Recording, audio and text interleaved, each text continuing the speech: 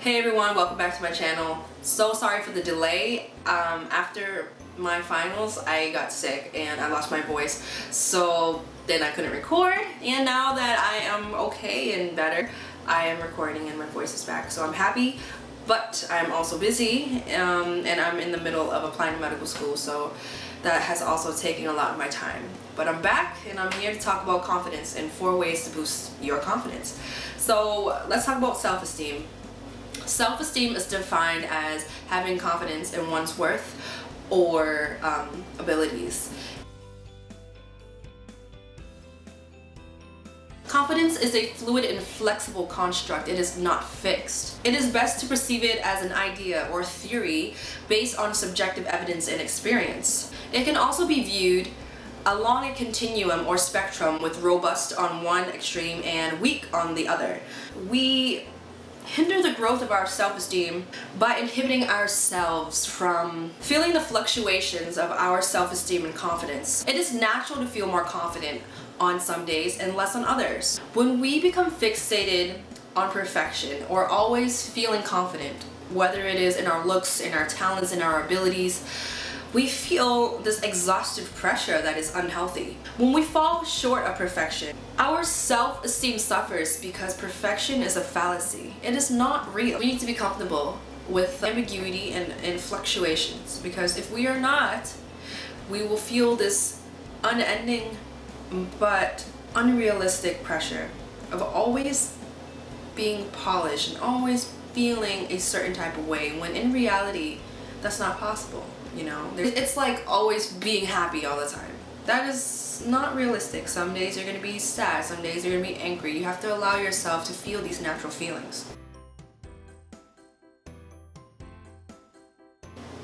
Ask yourself, why do you feel fluctuations in your self-esteem or confidence? If it has to do with your outer appearance, are you comparing yourself to another person? If so, why? You can appreciate another person's beauty without questioning your own. Ask yourself, to what beauty standards am I comparing myself to? Who instated these ideals? Is it fair and just for us to be categorized? Hegemonic beauty does nothing but denigrate some and uplift others. You need to push past that and look at the larger picture. You need to look at the way power is distributed in society and realize that societal guidelines and ideals of what beauty means is very oppressive, because it values some while denigrating others. And for those who become the outcasted group of people, that really does harm to your confidence. And you need to understand, it is not you that is inadequate, it is society. Society's scripts and guidelines regarding beauty and the messages that are being propagated in the media.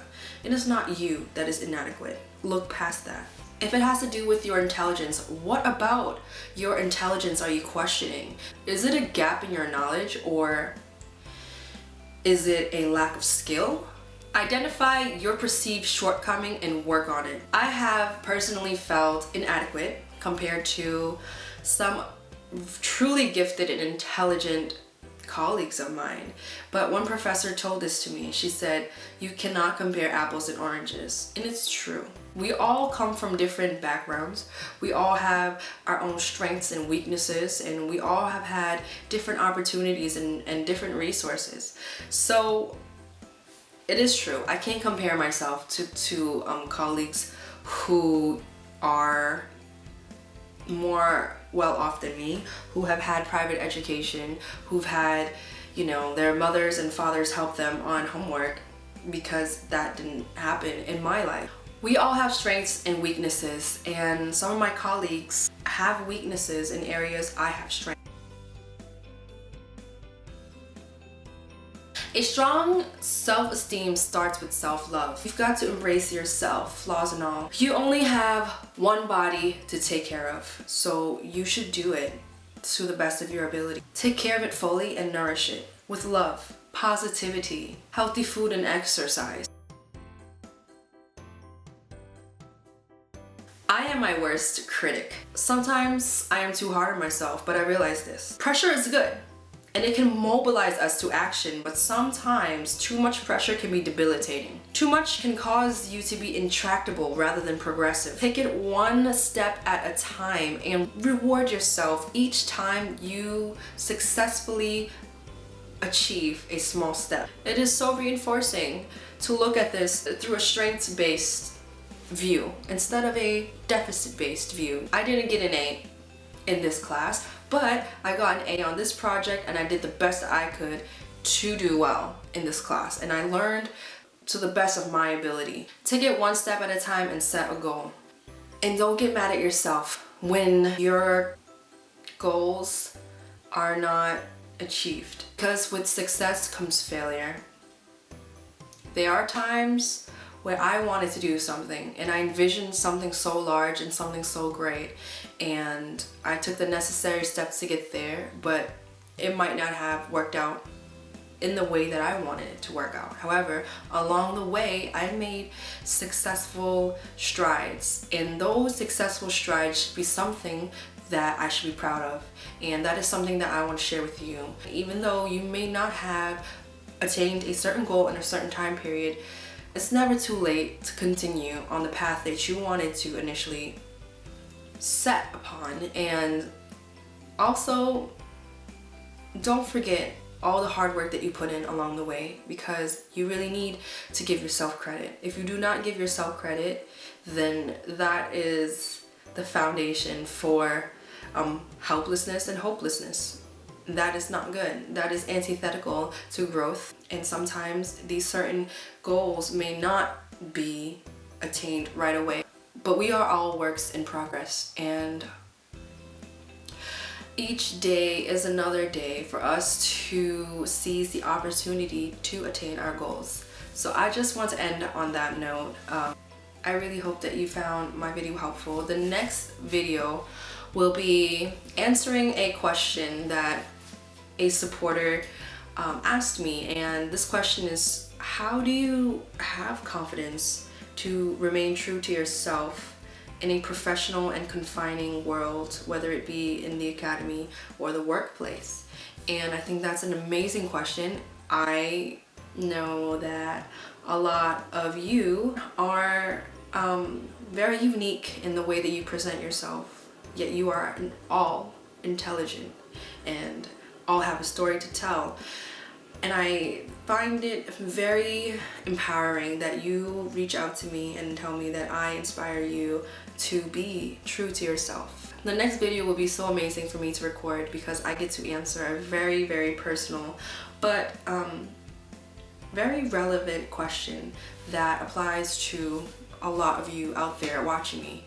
So I want to say thank you so much for supporting me and empowering me to continue with these videos, because empowerment is not only linear, it is also cyclical.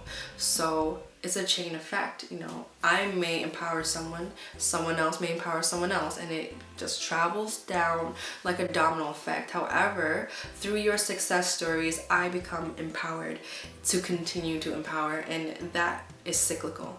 So again, I want to say thank you so much for all of your positive feedback, all of the love you've given me, and all of the personal success stories you've shared with me, because I do read my messages and I read my emails and direct messages, and some of the messages that you tell me are so amazing and they really touch my heart. So I really hope that with this video I empower you to love yourself and to embrace yourself with flaws and all, and continue to build your self-esteem, because like I said, we are all works in progress, and I expect nothing less but greatness from all of you who are watching me. Thank you so much and have a great night. I will see you in 2 weeks. Yeah, so I will upload this probably in the next 2 Sundays. Thank you so much and have a great night.